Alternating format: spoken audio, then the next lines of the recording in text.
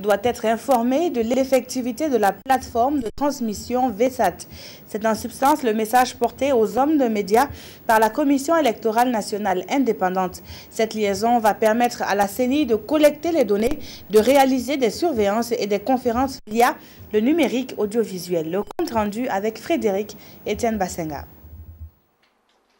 Troisième innovation à la Commission électorale nationale indépendante. Après la biométrie et le caractère couplé de ces échéances électorales que le Burkina s'apprête à vivre, c'est une plateforme de transmission par liaison VSAT que la CENI va utiliser pour l'acheminement des résultats des provinces à Ouagadougou.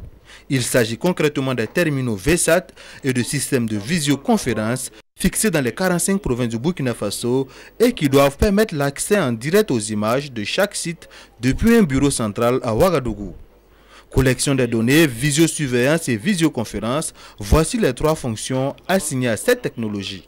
Ce que ça va changer, c'est que déjà ça raccourcit les délais entre la fin des opérations électorales et la proclamation des résultats provisoires. Comme je l'ai souvent dit, vous savez que quand ça dure, vous avez fini les élections, les résultats n'arrivent pas, on se dit mais attends, qu'est-ce que la CENI est en train de triturer en derrière là-bas? Donc le fait que ça puisse être rassemblé, ramener les résultats plus vite, ça crédibilise le scrutin.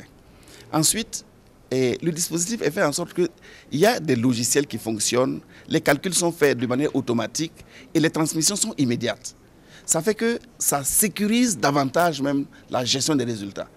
Donc, sécurité, célérité, nous pensons que vraiment ce dispositif pourra permettre effectivement, pour ceux en tout cas qui regardent les choses qui sont de bonne foi, ils peuvent être davantage portés à croire donc à la crédibilité du système.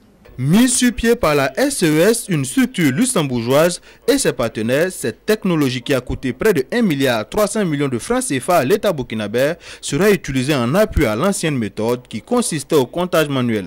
Et selon Barthélemy Kéré, cette innovation s'inscrit dans la volonté de la CENI de réaliser des élections transparentes dont les résultats seront acceptés de tous.